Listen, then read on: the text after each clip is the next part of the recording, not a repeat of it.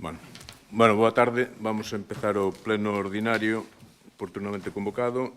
O primeiro punto é a aprobación da ata da sesión anterior. Se hai algunha observación, pois, se vos parece, dámola por aprobada por unanimidade. Punto número 2, expediente 886/2024, o pós 2025. Ten a palabra a voceira. Bueno, boa tarde a todas. En relación a este punto, vimos recentemente da aprobación do POS social e neste pleno, pois por unha cuestión de organización en relación ás datas límite desde a Diputación, pois aprobamos o POS Plus 2025.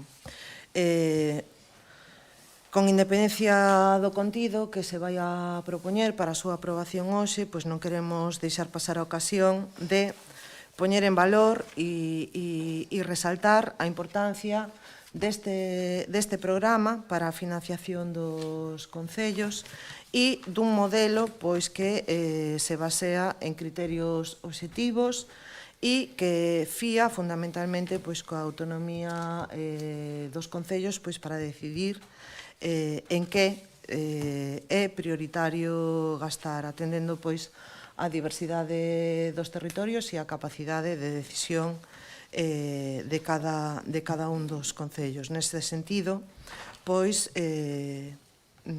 consideramos pois que é un bo exemplo de xestión de fondos, que é un bo exemplo e un bo modelo para a cooperación co municipalismo e queremos aproveitar, pois como sempre, pois para facer unha chamada de atención e posta en valor deste modelo, facer ese chamamento pois para que seña replicado desde a Xunta de Galicia e que se aposte por este modelo de cooperación cos concellos e non co reparto discrecional de fondos. En relación ao proxecto e á proposta municipal, pois estamos falando dunha achega de 559.454,12 euros, é dicir, unha cantidade importante, e a súa distribución, pois por unha parte, na achega provincial 2025 para o financiamento de gastos correntes son 283.902,09 euros, unha cuantía que efectivamente pois vai destinada a gasto corrente e que realmente pois se aposta pois por destinar esta cuantía pois a gasto enerxético, pois que é unha cuestión que lastra e penaliza bastante pois a disposición de fondos propios do concello. Unha cuestión pois que efectivamente libera fondos e que permite pois poder destinar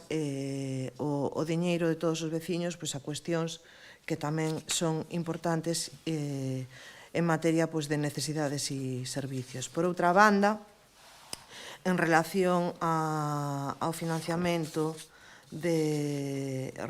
asociado a investimento, nesta anualidade, pois, a proposta do Concello é destinala a mantemento de vías municipais.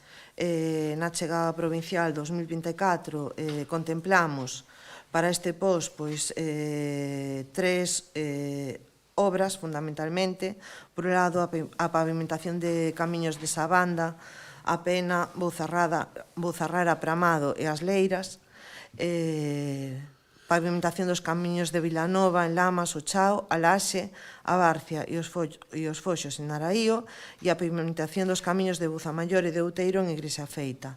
Estas serían as obras que van ao POS e hai que engadindo tamén a parte de aprobación do POS complementario, que son proxectos, para explicar o que é o POS complementario, pois son proxectos que se anticipan para, tendos aprobados e presentados, facilita a súa tramitación no caso de que haiba achegas adicionais ao plan do POS.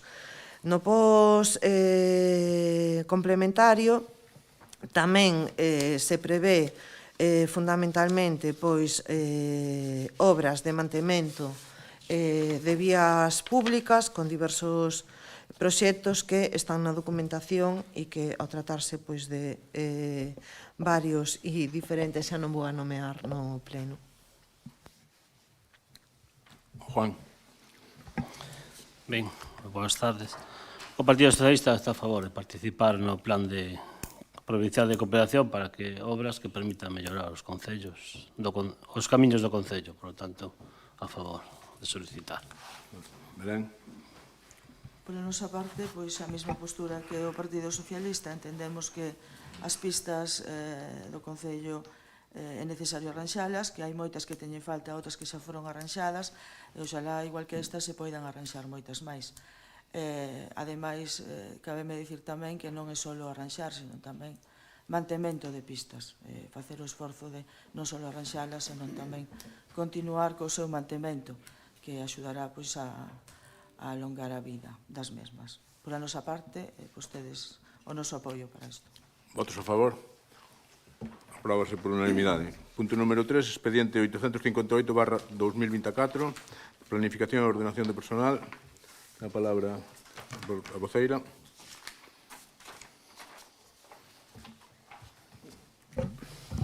Ben, este punto que nos trae hoxe a pleno, bueno, recentemente he tomado acordo en pleno da modificación puntual da RPT, pois corresponde á presentación de 2 recursos fronte á mesma por parte de 2 traballadoras da plantilla municipal.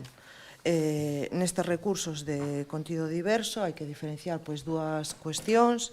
Por un lado, o que se refire ao procedimento e o dereito de participación, e por outro lado, pois, unha serie de consideracións e observacións en relación pois, aos acordos tomados en mesa de negociación. Por parte deste grupo e do Goberno, como parte da mesa, ímonos cinguir pois, ao contido do informe emitido por intervención e secretaría e fundamentalmente o que ten que ver co procedimento e as formas no que o informe dá a ver pois que se seguiu pois o procedimento rigurosamente. En relación ao resto do contido destes recursos, e tendo en conta pois que xa na presentación da proposta de acordo para a súa votación nos cinguimos ao resultado dun proceso de negociación colectiva e dun acordo tomado entre representantes de traballadores e a parte do Goberno, entendemos pois que, apostando sempre pola vía da negociación colectiva, non vamos a entrar en matizacións, si ben é certo pois que valoramos que todas as achegas que contén o recurso e que contribúan a mellorar a dinámica e funcionamento municipal pois deben de ser contempladas de forma axeitada pois de cara a negociacións futuras e tamén tidas en conta de cara á organización dos servicios. Sin outra valoración, pois nos ceñimos ao contido do informe de Secretaría de Intervención no que a parte resolutiva di que admitirá trámite os recursos de reposición presentados por polas traballadoras, por non facer tampouco mención aos nomes no pleno, fronte ao acordo do pleno de data 28 de novembro de 2024 de aplicación de modificación de RPT do Concello de San Sadurniño. E, en segundo lugar, segundo consta no informe, desestimar os recursos presentados polas mesmas traballadoras en base aos fundamentos do informe de Secretaría que transcribe os efectos do artigo 86.6 da Lei 39/2015 e notificar o presente acordo ás recurrentes. Como digo, atendendo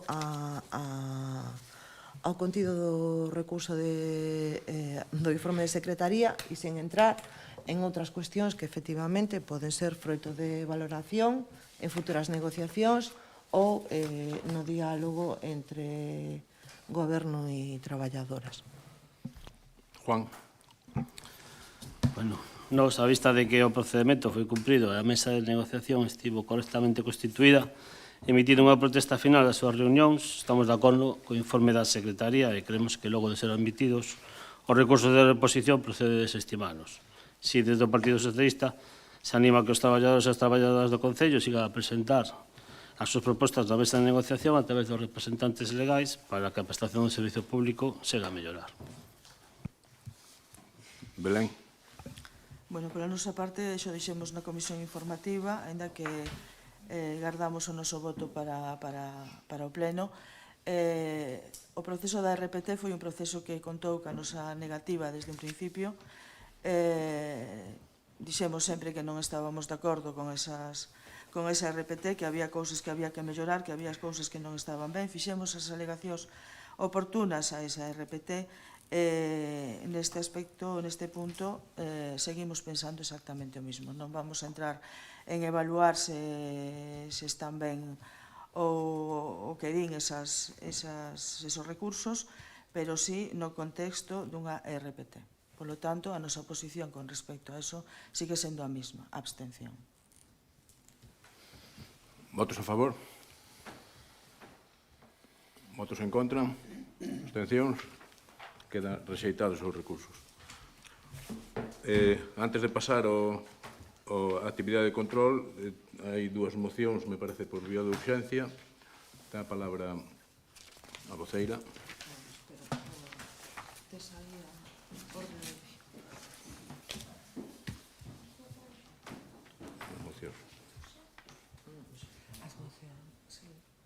Hai que votar primeiro a urxencia das mocións, porque non está na orde.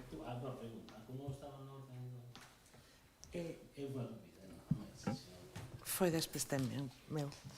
Non, hai que votar a urxencia primeiro. Claro, sí, o sea, foi despiste. Fixen a convocatoria e logo dinme conta de que estaban as mocións. Entón, como estaban, considerei que resultaba moito máis adecuado facelas chegar que non que apareceran de repente por urxencia no pleno. Entón, que as virades con antelación, digamos, pero realmente entran de urxencia no pleno. O que pasa que foi simplemente por iso, dime conta, entón, o procedimento legal correcto é que entran por vía de urxencia no pleno. Pero, como se tiñan coa antelación suficiente, pois simplemente para que as puderades ver e non as atoparas desde frente aquí. Foi simplemente iso, foi un despiste. Bueno, primeiro votamos a urxencia. Votos a favor da urxencia? Votos en contra? Abstencións? Aprobas a urxencia. Tens a palabra, Marica. Aprobas a urxencia da primeira. Depois hai que votar a segunda. Ben, como teño a palabra e en relación ás mocións registradas, sí que anunciar que unha delas vaise retirar pois por unha cuestión de actualidade política que xa non procede ao seu debate en relación ao tema dos bonos do transporte, vale? En relación ao resto de mocións presentadas, a primeira delas é unha moción relativa á situación do idioma propio na Galicia e a adopción de medidas para a súa normalización. Procedo á exposición, non? Sí. Bueno, eu, con independencia do contido da moción, que si que o tedes creo que sobra dicir o xustificada que está a presentación desta moción con a vista pois dos datos que temos en relación pois a baixada no coñecemento do galego, na baixada pois do uso do noso idioma como idioma principal de comunicación e de uso entre os galegos e galegas. Unha situación dramática se especialmente pois atendemos aos datos de infancia e mocidade e unha cuestión pois que non é casual, que non pode ser abordada como unha moda, senón que é o resultado pois de factores e decisións políticas. Evidentemente, non pode pasársenos por alto que o feito de que o noso idioma pois fora perseguido e menospreciado nunha etapa da nosa historia pois marcada por unha dictadura que máis adiante o goberno galego non apostara decididamente por unhas políticas claras e comprometidas co noso idioma e máis adiante xa con a legislación que non só vai en contra da protección do idioma, senón que vai co seu desprestixio como é o famoso decreto do bilingüismo, o que urxe é que dunha vez por todas exixir que mudemos o rumbo das decisións políticas e das actuacións que se fan desde a Administración, que realmente se actúe como goberno galego na defensa e na promoción do idioma que nos é propio, que é a lingua galega. E non pode ser abordado nin tratado desde un foco diferente que o das decisións políticas para preservar, potenciar e dignificar o uso da nosa lingua. En relación ao contido desta moción, os acordos que propoñernos é reafirmarnos na defensa da lingua, patrimonio colectivo de incalculable valor e no seu dereito inalienable a ser coñecida e usada pola población en calquera circunstancia e lugar, sen discriminación de ningún tipo. Este pleno acorda adherirse á plataforma Queremos Galego, entidade social ampla, conformada por colectivos de diferentes ámbitos e por persoas a título individual que nace da vontade de articular unha ampla resposta popular a prol da lingua da noso pobo, o galego, da defensa e afirmación dos usos públicos e dereitos lingüísticos xa garantidos pola actual legislación e de progresiva normalización naqueles espazos onde o idioma de noso non goza aínda da presencia desexada. En coherencia con esta decisión, o Concello apoiará activamente iniciativas sociais promovidas desde a plataforma. Trasladar este acordo plenario do Parlamento de Galicia, Consellería de Cultura, Lingua e Xuventude e a plataforma Queremos Galego. Juan. Bueno, tendo en conta que o idioma é un dos elementos que nos define como galegos e galegas, e todos os que nos sentimos como tal deberíamos loitar e defendelo, o seu uso, a súa supervivencia, estamos a favor dos postos na moción. Belén. Bueno, pola nosa parte, hai algo que nos choca moitísimo, que é a palabra discriminación. Decir que hoxe en día se discrimina unha persona en Galicia por falar galego, eu desde logo que traballo cara ao público non o vexo. Eu, no meu traballo, non o vexo. Se sigue pasando, non creo que aumentara ese nivel de discriminación. Por outra parte, adherirse á plataforma Queremos Galego, a ver, esta plataforma funciona creo que desde o 2009, 16 anos que leva funcionando, nos acordamos agora de adherirnos á plataforma, cuidado, creo que houve tempo e tempo para adherirse á plataforma. Fomentar o galego, sí. Promocionar o galego, sí. Impoñelo, teño as miñas dúdas de que sea a mellor cousa, é a mellor maneira de que os nenos e nenas, os mozos e mozas, os maiores sigan ou queran falar galego. Creo que recuamos hacia atrás impoñendo. Fomentar e promocionar, sí. Ahora, eso cada un ten as súas ideas. Eu polo que vexo, desde onde traballo, desde onde vexo cousas, desde onde vexo moita xente, o que pasa moito co galego. Moita xente nova que fala galego, moita xente que contesta en castelán ainda falando galego, e moita xente, incluso que con unha chapiña defendendo o galego fala un castelán cerrado, co cual hai que mirar ambas partes. Eu creo que fomentar, sí, promocionar, moito. Desde as administracións, desde a Xunta, desde os concellos, se pode facer. Impoñer, eu creo que vai ser ao revés, recuaremos hacia atrás. Se hai alguna réplica. María, tes un minuto. A ver, pode ser que na miña intervención nalgún momento se me escapara dicir que o que reclamábamos era impoñer o galego ou perseguir a ninguén por falar noutro idioma, verdad? Pero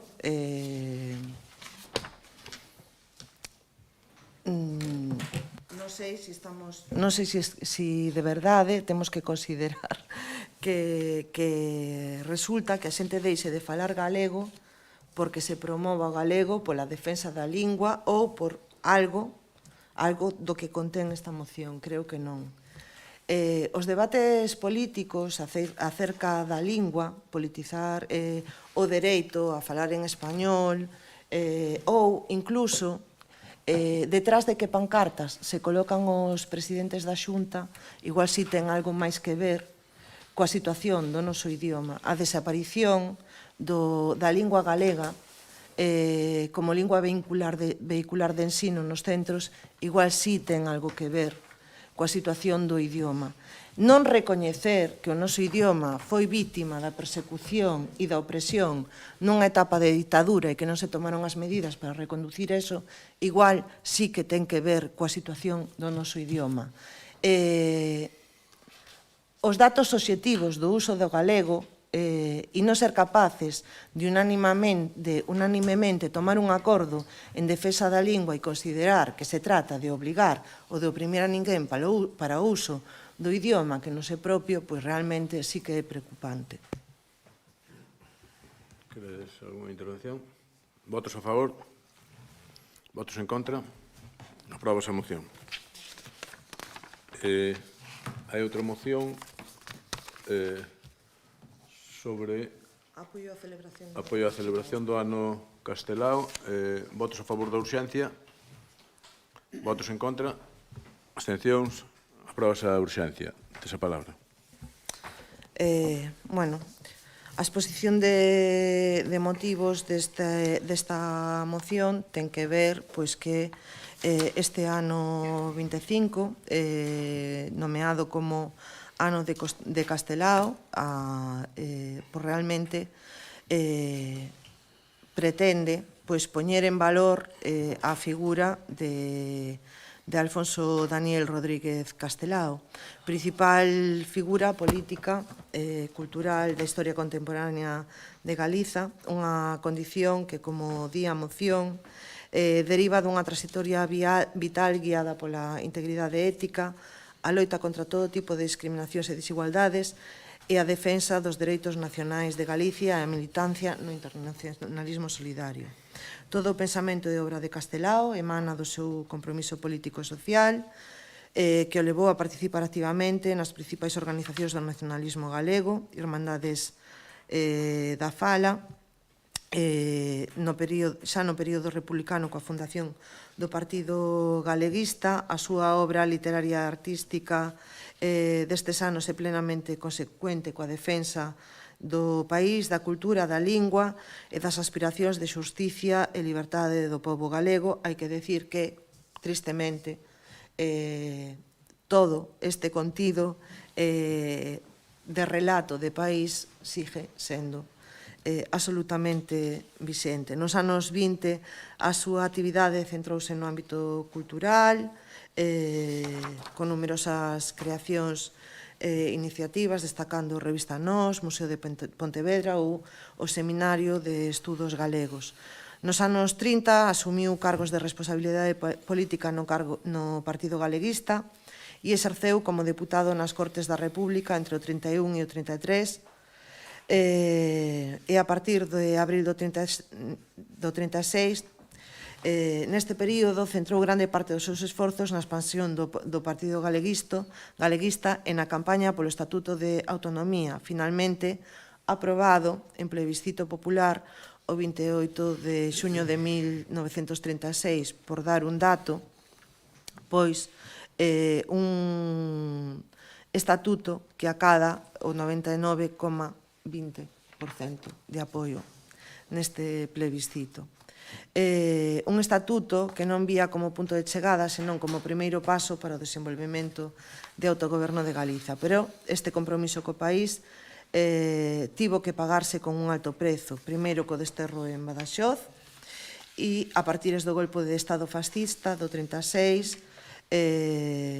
sufrindo pois unha persecución implacable que remata nun expediente de responsabilidades políticas, no expolio da súa casa e dos seus bens, unha multa de 75.000 pesetas que tivo que pagar a súa familia e na depuración como funcionario público. Caro lle custou a Castelao a súa defensa. A persecución e o asesinato dos principais líderes do nacionalismo e do republicanismo galego, compañeiros e amigos seus, marcou fondamente a Castelao. Por iso, a partires de xullo do 36, un dos obxectivos centrais da súa vida foi a denuncia dos crimes da ditadura e a lembranza, dignificación e recuperación do exemplo das vítimas da represión franquista. Toda a vida e a súa obra, depositada na súa maior parte no Museo de Pontevedra pola súa vontade e o empeño persoal de Virxinia Pereira, a súa dona, constitúen un inmenso legado político e cultural que é preciso administrar e divulgar, facendo que os seus ideais se fagan realidade na Galiza de hoxe. Temos a obriga de honrar e celebrar a unha das persoas máis senlleiras da historia de Galicia. Temos a obriga de facelo sendo fiéis ao seu pensamento, á súa obra e ao seu compromiso político que constitúen unha unidade indisoluble. O primeiro presidente da Galiza foi un demócrata íntegro e exemplar. Todo o que fixo e dixo Castelao ao longo da súa vida e en todos os lugares do mundo nos que estivo foi esencialmente política ao servizo do pobo galego. Inmediatamente despois da súa morte, ao franquismo iniciou a construción dunha versión manipulada de Castelao, ensalzando o creador e artista xenial e atacando, ocultando ou minimizando a súa trayectoria e obra política. Continuar con esta visión distorsionada, convertendo nun mito desprovisto de ideoloxía e de compromiso político, utilizalo como un estandarte en contra das ideas que defendeu, constitúe unha fraude histórica e unha negación do legado inmenso que nos deixou. Cando se veñen cumplir 80 anos da publicación no exilio de sempre en Galiza e da fundación do Consello de Galiza, considerado o primeiro goberno galego, e cando se cumplen 75 anos do seu pasamento en Bos Aires, o Grupo Municipal do BNG de San Sadurniño presenta as seguintes propostas de acordo. Solicitar ao Goberno da Xunta de Galiza o recoñecemento de Castelao como primeiro presidente de Galiza e o Consello de Galiza como primeiro goberno galego na etapa contemporánea. Apoiar a declaración de 2025 como ano Castelao. Desenvolver durante o ano 2025 unha programación municipal que contribúa á divulgación e poña de relevo as diferentes facetas da figura de Castelao desde o seu compromiso con Galiza, a súa obra artística e literaria, o seu humanismo e internacionalismo literario. Juan. Bueno, dixen anteriormente que o idioma galego é un dos nosos elementos definitorios como galegos e galegas, pero o recoñecemento de Castelao como a gran figura que foi, todo o que fixo por Galicia, é outro dos elementos que nos une. Penso que hai moi poucas persoas en Galiza que non lle brinden este recoñecemento. No Partido Socialista estamos de acordo co segundo e o terceiro punto da moción. En relación ao primeiro punto, propoñemos que se leva a cabo un estudo xurídico sobre a construción do Goberno de Galicia no exilio e a figura de Castelao como artífice do mesmo. Por desgracia, non foi elixido democráticamente polo povo galego. Tendo en conta a votación de onte no Parlamento, supoñemos que non se vai aceptar nin a emenda, entón imos nos abstener. Eso sí, quero rematar como o máis sincero recoñecemento ao Castelao, oxalá houbera máis persoas como él non só en Galicia, senón no mundo actual. Belén. Por a nosa parte, algo parecido que acaba de dicir o noso concelleiro do PSOE, portavoz e concelleiro. Sí a recoñecer este ano como ano de Castelao, sí a desenvolver unha programación municipal de acordo a coñecer a súa obra, pero recoñecer como primeiro presidente, entendemos que un presidente debe ser elexido democráticamente polo povo galego. En este caso, pois non foi así. A súa... Entonces, a nosa postura vai ser a abstención tamén. Se non se recoñece, vamos, se non se quita ese punto. Como supoño que non, pois abstención. Pois nada, estades no certo. Non imos retirar o primeiro punto da moción, unha mágoa que a verdade que é unha moción con un texto extenso que se para a facer un relato pedagóxico e que arroupa pois, o porqué deste primeiro punto. Evidentemente, coincidimos todos na altura da figura política e cultural de Castelao, como tamén debíamos de coincidir no escenario histórico no que lle toca vivir e desenvolver a súa actividade política e a maneira e a perseverancia e ese facho prendido para que desde o exilio se dera corpo, como tamén se fixo dende outras nacións, a ese Consello que efectivamente fixo, ás veces, da representación de esa valoración que, volvo a repetir, dun 99,20% de apoio dun Estatuto de Galiza que se veu truncado por un golpe de Estado fascista.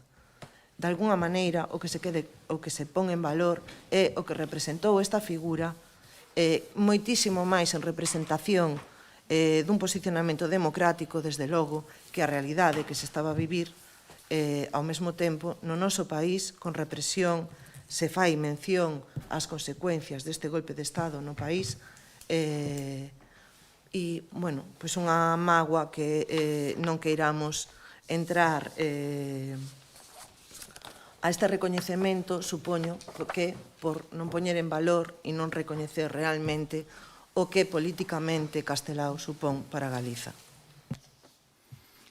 Sí, eu só quería engadir que entendo o posicionamento do PP en línea coa súa... Non entendo así o do PSOE, porque quero entender que o PSOE é o goberno da República no exilio en tempos de guerra, pois que o recoñecerá como goberno lexítimo nun período de guerra, pois non hai eleccións, evidentemente. Castelao non se puido presentar as eleccións porque cando se puideron facer eleccións xa morrera. Pero non hai... o goberno da República estaba votado, igual que os da... Sí, pero non o goberno que houve no exilio. Non foi o que se elixeu nas eleccións do 36. Votos a favor? Votos en contra? Abstencións? Queda aprobada a moción.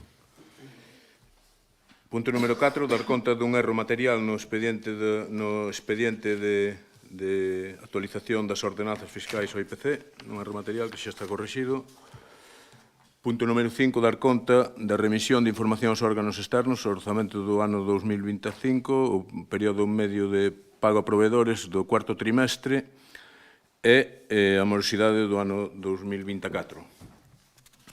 O punto número 6 é dar conta dos decretos 534 do ano 24 ao 33 do ano 2025. Antes de... punto número 7, rogos e preguntas. Rogos, non hai ningún presentado por escrito. Verbalmente.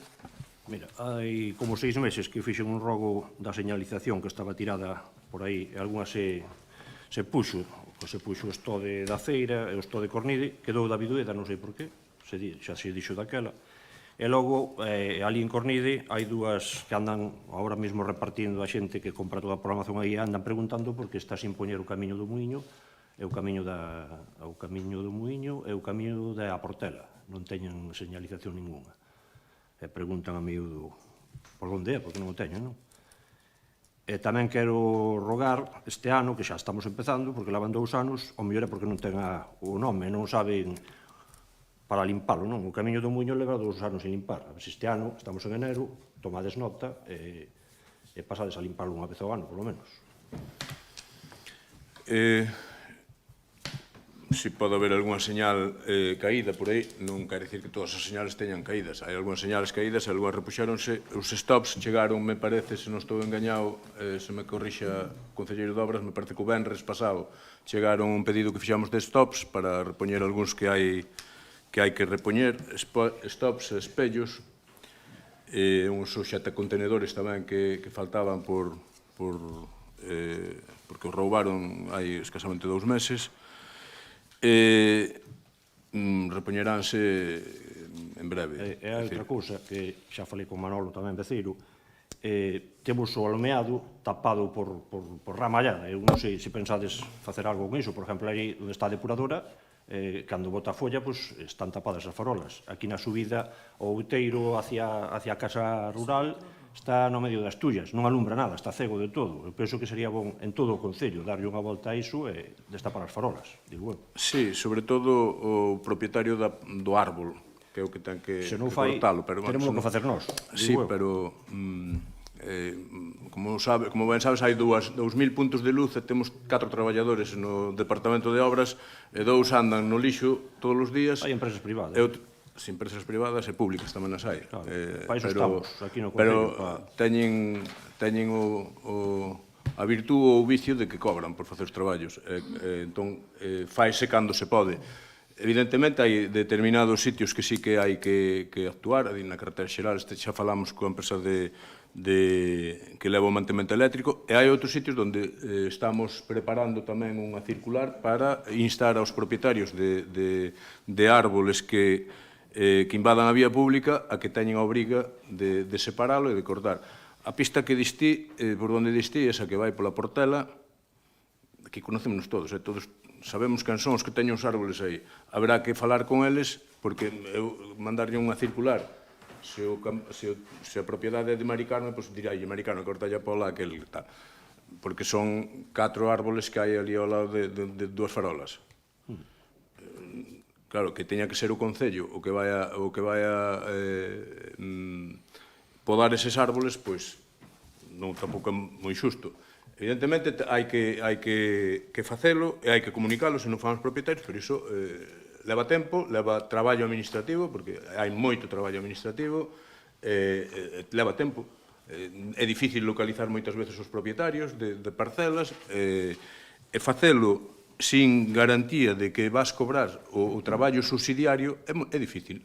É difícil porque son recursos que son de todos e temos que gastar en algo que tiña que facer o propietario do ben. A farola está gastando, non está iluminando. Sí, pois, o mellor é que sobra, porque... Pode ser que sí. máis rogos.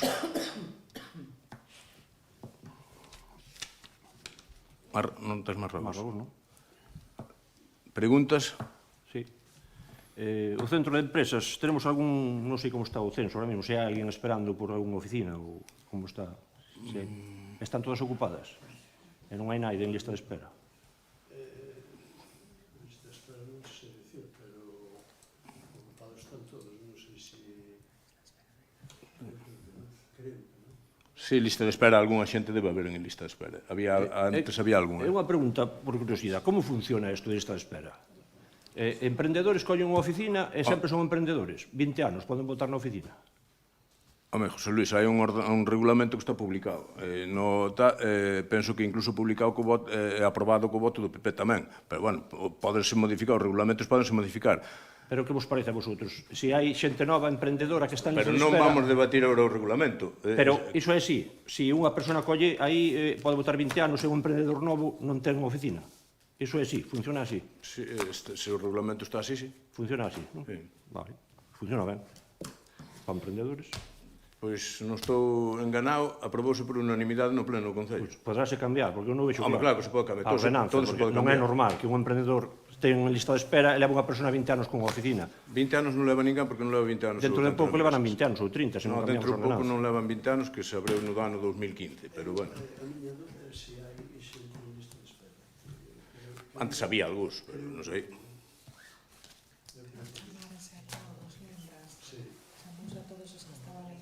É máis que incluso algún Pero bueno, hai que comprobar, é unha cuestión que hai que comprobar.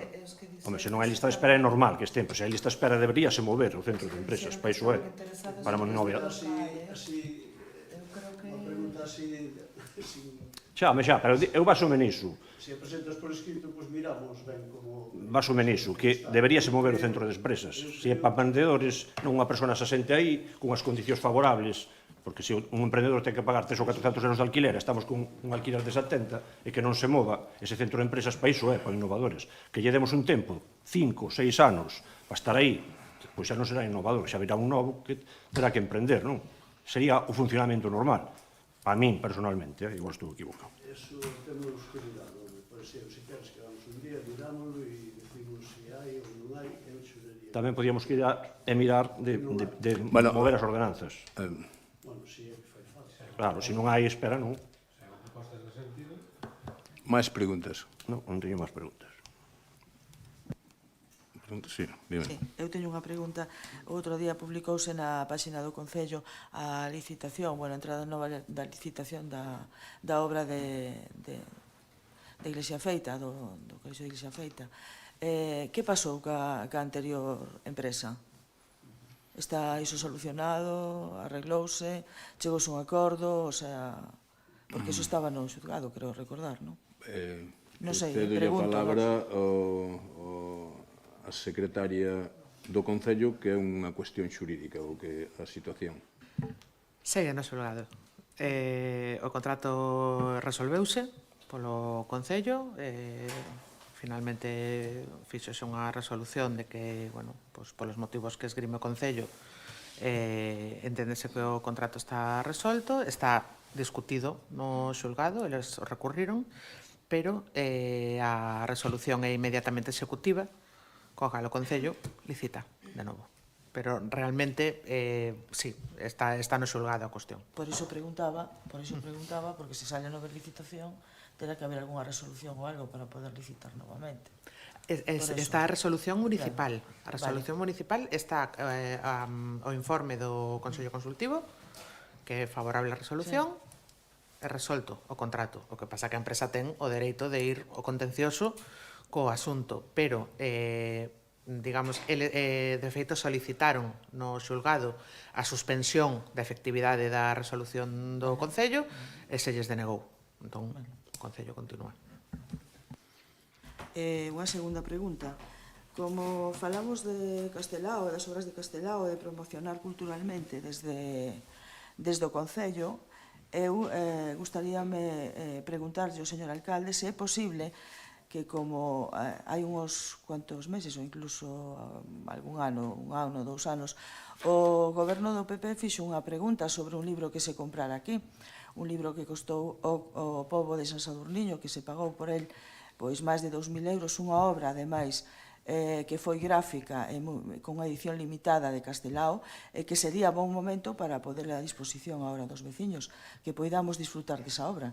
Sería posible poder disfrutar este ano, como ano Castelao, desa obra a exposición e poder os veciños pois poder Sí, vela... sí que é posible. Sí que é posible, Porque sería ademais un bon ano para... ademais de ser posible, é sano. Claro, É sano disfrutar da obra de Castelao, non así da obra de Cánovas del Castillo, que comprou o Ayuntamento unha que costou bastante máis que a de Castelao. Bueno, pero digo... Non sei se sabes que era Cánovas del Castillo, comprou no Concello San Sadurniño, editada polas FAES.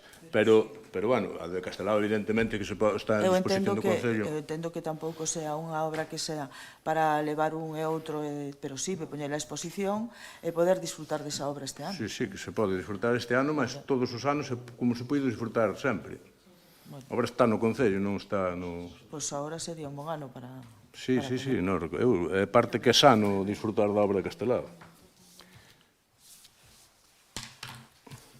Ás veces crea contradicións tamén a obra de Castelao, é dicir, lendo a Castelao, pois tamén pode levar un impacto. Máis preguntas? Por parte pública hai alguna pregunta?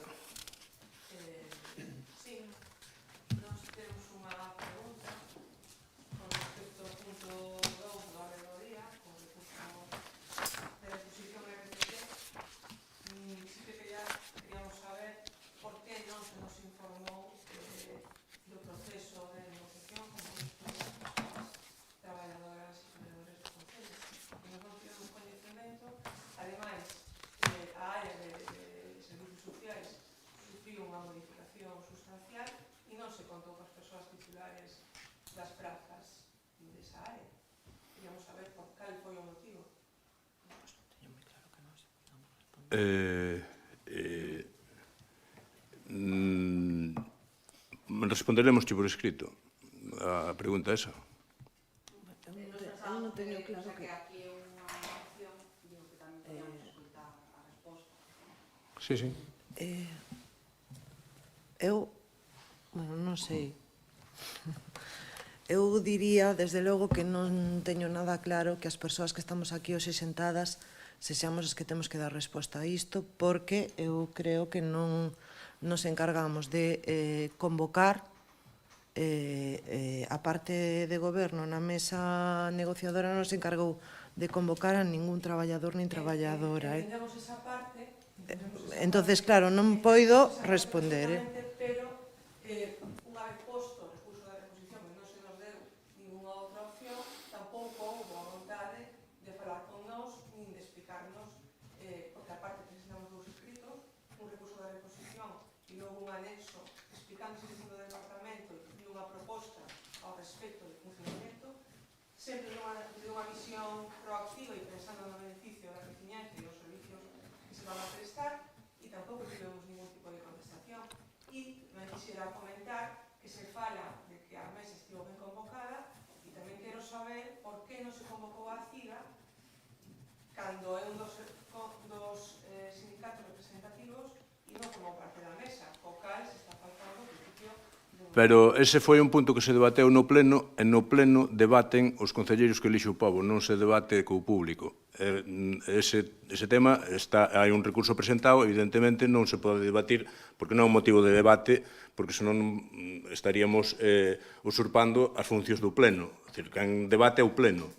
Os asuntos sobre o fondo da cuestión, que agora o que estás falando é sobre o fondo da cuestión. Esas cousas despois podémolas comentar sin problema ningún, pero o pleno como órgano soberano debaten os concelleiros sobre os asuntos que van na orde do día. Non podemos debatir co público os asuntos que se debatiron, que ten o pleno a potestade de debatir. Evidentemente non... Non, vir ao pleno é un acto público. O pleno non hai que lamentar vir a un pleno.